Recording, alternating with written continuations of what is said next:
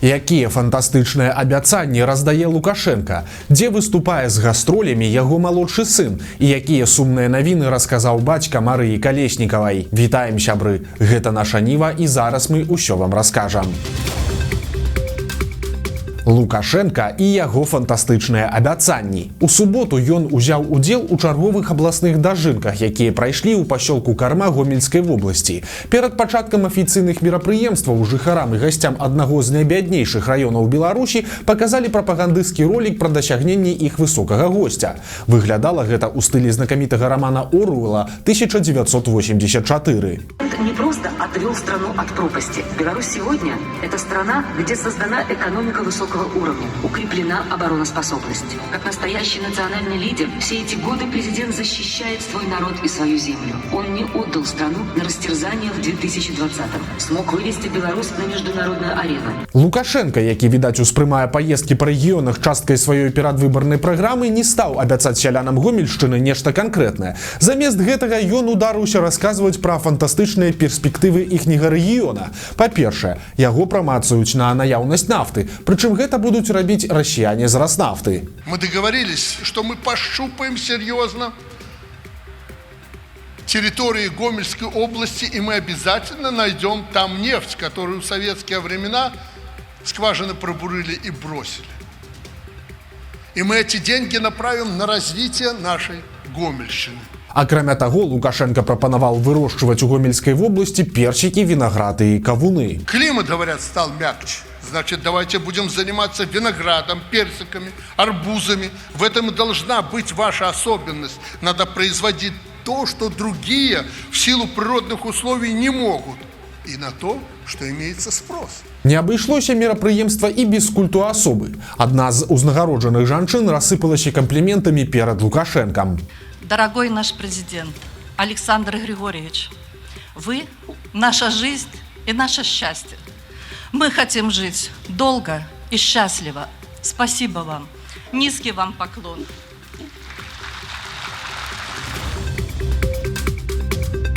Пакуль Лукашенко старэйшы быў у Карме, на іншым краі Беларусі за яго аддуваўся малодшы сын. Улады запусцілі так званы марафон адзінства, па сутнасці серыю канцэртаў у падтрымку Лукашэнкі, якія будуць працягвацца да меркаванай даты прэзідэнцкіх выбараў у канцы лютага наступнага года.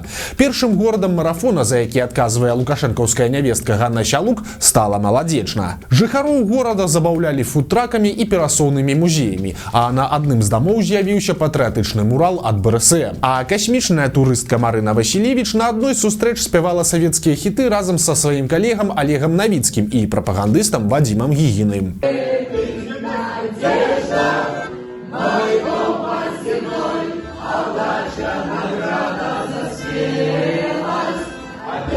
Можно чуть-чуть отойти.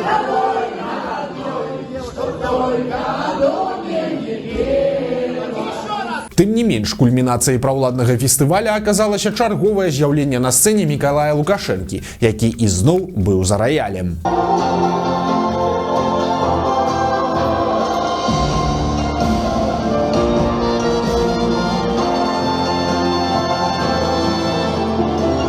Выглядае, што гастролі Лукашэнкі малодшага па краіне будуць працягвацца. Падобна, аднаго Лукашэнкі Беларусі ўжо замала, а двое, ці калі ўлічваць Сялук трое, гэта ўжо тое, што патрэбна. Недобрыя навіны з'явіліся пра Марыю Калеснікаву. Ейны бацька расказаў, што вось ужо 1,5 года не можа дабіцца дазволу наведаць дачку ў гомельскай калоніі. Александр Калеснікаў расказаў журналістам, што апошні раз размаўляў з Марыяй 18 месяцаў таму, і з таго часу сувязь абарвалася. Мужчына некалькі месяцаў таму ездзіў у Гомель, але тая паездка не дала плёну. Ахоўнік паведаміў яму, што калі Калеснікава не тэлефануе і не піша, то гэта значыць, што яна проста не хоча. Нейкія навіны пра палітзняволеную прыходзяць ад жанчын, якія сядзелі разам з ёй і вызваліліся. Згодна з апошняй інфармацыяй, у маі альбо ў чэрвені Калеснікава зноў трапляла ў шпіталь. Александр Калеснікаў прызнаў, што яму застаецца толькі маліцца, каб яго дачка была жывая, а маўчанне стварае жудаснае адчуванне бездапаможнасці.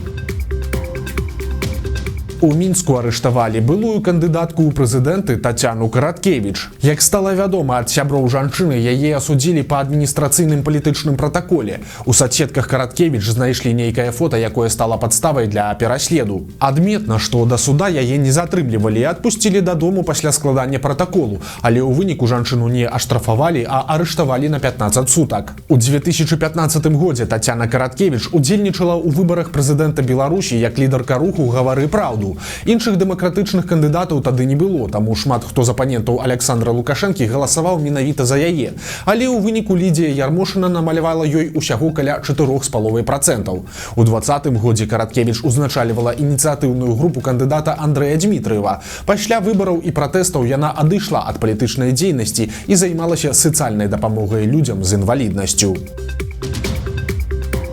Пакуль Тацяна Караткевіч сядзіць на сутках, ейны паплечнік Андрэй Дмітрыеў апублікаваў артыкул, праз які, падобна лукашэнкаўскі рэжым спрабуе перадаць на захад свае ўмовы. Тэкст экс-кандыдата ў прэзідэнты і палітвязня апублікаваны ў онлайн-часопісе, які выдаецца нямецкім фондам імя Фрыдрыха Эберта. Дмітрыеў адзначае, што цяпер беларускі народ праходзіць складаны шлях да перамен, і на гэтым шляху яму патрэбная падтрымка. Для гэтага важна, каб Еўропа бачыла Беларусь як незалежную дзяржаву, а не як сатэліта Расіі ці акупаваную ёй тэрыторыю. Палітык заклікае захад да канкрэтных крокаў, якія б вялі да вызвалення палітвязняў і спынення рэпрэсій. Сярод такіх крокаў вяртання ў Мінск дыпламату і змягчэнне санкцый. Акрамя таго, аўтар мяркуе, што дзеянні звонку павінны выглядаць не як умяшальніцтва, а як дапамога ў захаванні сувязей. Але тут варта нагадаць, што пасля апошніх выбараў у Беларусі былі ліквідаваныя амаль усе незалежныя медыа і недзяржаўныя некамерцыйныя арганізацыі. А сам Дмітрыеў адсядзеў 1,5 года за кратамі за удзел у акцыях пратэсту.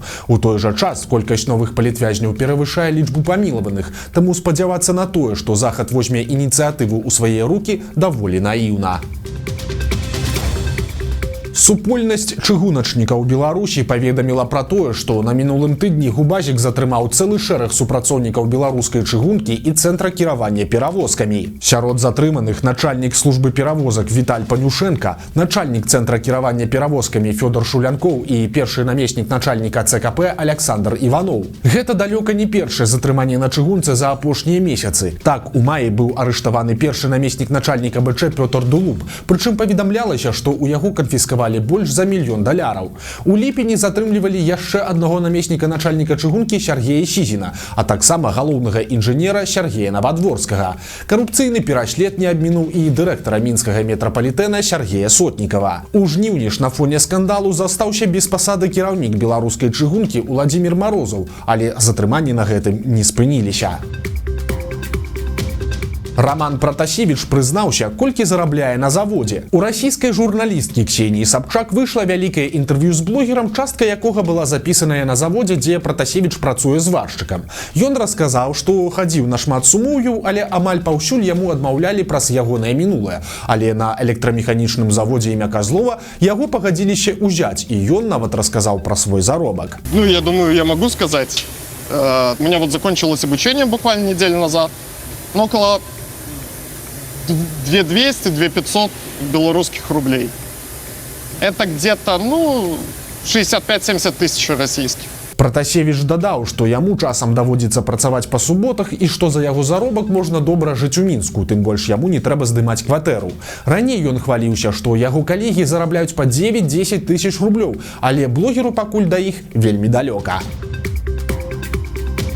Сталі вядомыя падрабязнасці гібелі аднаго з начальнікаў мінскага СІЗА нумар 1. У пятніцу мы паведамлялі пра смерць 43гадовага маёра Мікалая Лаўрыновіча. Ён быў начальнікам рэжымнага аддзела ізалятара, які быў раней вядомы як Валадарка, але нядаўна быў перанесены ў Калядзічы. Міліцэйская газета паведамляла, што ён трагічна загінуў, але не прыводзіла ніякіх дэталяў. Па інфармацыі адной з крыніц, ён згарэў на пажары на сваім лецішчы. На карысць гэтай версіі гаворыць паведамленне Міністэрства надзвычайных сітуацый аб загаранні жылога дома ў вёсцы Млехава Барысаўскага раёна. Дом належаў пенсіянерцы, а на пажары загінуў ейны сын. Год яго нараджэння супадае з годам нараджэння Лаўрыновіча, а ў базах даных ёсць інфармацыя, што яго маці мае дом у той самай вёсцы Млехава. Навіны сацыяльнай дзяржавы. У Беларусі скараціўся перыяд выплаты дапамогі па беспрацоўі і сталі больш жорсткімі патрабаванні для яе атрымання. Лукашенко падпісаў закон, якім уносяцца змены ў законы па пытаннях занятасці насельніцтва, а яго прэс-служба падкрэсліла, што дакумент прыняты, цытата, у мэтах выключэння утрыманскіх настрояў. Цяпер дапамогу беспрацоўным будуць прызначаць толькі пасля выканання канкрэтных умоў. Атрымліваць яе змогуць толькі тыя, хто да звальнення працаваў не менш за 5 гадоў і плаціў унёскі ў фонд сацыяльнай абароны насельніцтва. Таксама трэба стаць на біржу працы не пазней, чым праз месяц пасля звальнення. Акрамя таго, закон скарачае з 1,5 года да 1 максімальны перыяд знаходжання на ўліку ў службе занятасці. Атрымліваць дапамогу па беспрацоўі цяпер можна толькі 3 месяцы замест паўгода. Можна было б зразумець нежаданне дзяржавы утрымліваць беспрацоўных, калі б на гэта сыходзілі вялікія грошы, але сума дапамогі вагаецца ад 28 да 80 рублёў. Ці магчыма выжыць на гэтыя грошы, пытанне рытарычнае, але цяпер і іх атрымаць стане яшчэ больш складана. Міністр культуры пахваліўся, што яго сфера ачысцілася ад дэструктыўных элементаў. Анатоль Маркевіч з нагоды Дня работнікаў культуры паразважаў аб стане гэтай сферы ў Беларусі. Па словах чыноўніка, усе яго падначаленыя, а іх у краіне больш за 50 000, мабілізаваныя на духоўную бітву за Беларусь. А культура, цытата, гэта тая сфера, якая здольная даць годны адпор антыпатрыятычным і амаральным выклікам і пагрозам. Анатоль Маркевіч таксама абвясціў перамогу над так званымі дэструктыўнымі элементамі, якіх пазбавілася беларуская культура.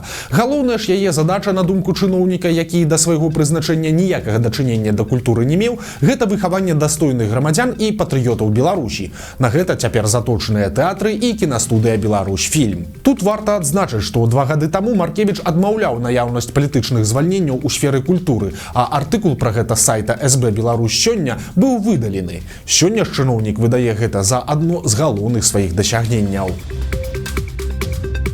Незвычайная славутасць. У вёсцы Брылькі ў Валожынскім раёне ёсць незвычайны дом, цалкам абабіты 120 000 пластыкавых накрывак. Яго гаспадыня расказала, што упрыгожваннем займаўся ейны муж, дзеці і ўнукі. 2 пенсіі сышло толькі на цвікі. Іх спатрэбілася столькі ж, колькі і накрывак. Самі ж пластыкавыя дэталі збіралі 2 гады на сметніцах і па знаёмых. Сюжэты на доме зрабілі розныя, і пра герояў мультфільмаў, і пра алімпіяду, і пра еўрапейскія гульні. Вось такія навіны панядзелка. Падпісывайцеся на канал, стаўце лайкі альбо дызлайкі і выказвайце заўвагі ў каментарах. І, канешне, чытайце нашу Ніву, глядзіце нашу Ніву і любіце Беларусь. Да сустрэчы заўтра.